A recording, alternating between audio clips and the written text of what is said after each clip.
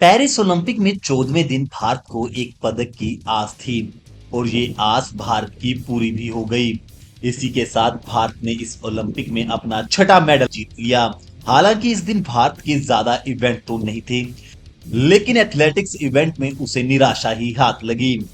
तो कैसा रहा भारत का ओलंपिक में 14वां दिन, आइए विस्तार से जानते हैं। पेरिस ओलंपिक 2024 में भारत को आखिरकार रेसलिंग का मेडल मिल ही गया। विनेश फोगाट के डिस्क्वालिफिकेशन के बाद सारी नजरें अमर शहरावत पर थी और उन्होंने निराश भी नहीं किया।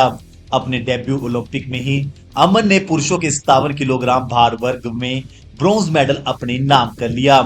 अमन ने पुर्तो रिको के रेसलर को ब्रॉन्ज मेडल मैच में एक तरफा अंदाज में 13-5 से हराते हुए ब्रॉन्ज मेडल जीता और इस तरह पेरिस ओलंपिक में भारत की झोली में छठा मेडल आ गया। इतना ही नहीं, अमन ओलंपिक में इंडिविजुअल इवेंट में मेडल जीतने वाले सबसे युवा भारतीय भी बन गए हैं। अमन की इस बेहतरीन उपलब्धि के साथ ही भारत ने रेसलिंग में लगातार 5वें ओलंपिक में अपनी सफलता का सिलसिला जारी रखा। बीजिंग 2008 से सुशील कुमार ने ब्रॉन्ज मेडल के साथ शुरुआत की थी। फिर लंदन 2012 में सुशील ने सिल्वर और योगेश्वर दत्त ने ब्रॉन्ज जीता।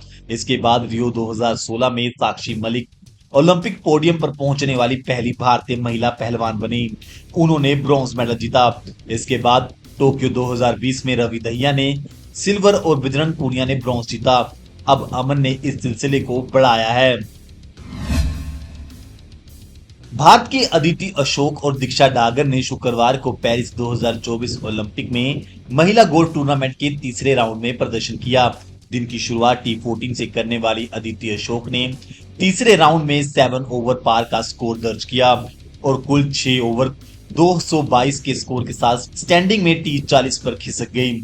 वहीं दीक्षा डागर ले गोल्फ नेशनल में आज 8 ओवर पार के प्रदर्शन के बाद रैंकिंग में 7 ओवर 223 के कुल स्कोर के साथ T14 से T42 पर पहुंच गई है। महिला गोल्फ टूर्नामेंट में मेडल की रेस में वापस लौटने के लिए भारतीय जोड़ी को कल चौथे दौर में 15 शॉट से अधिक के अंतर को पार करना होगा।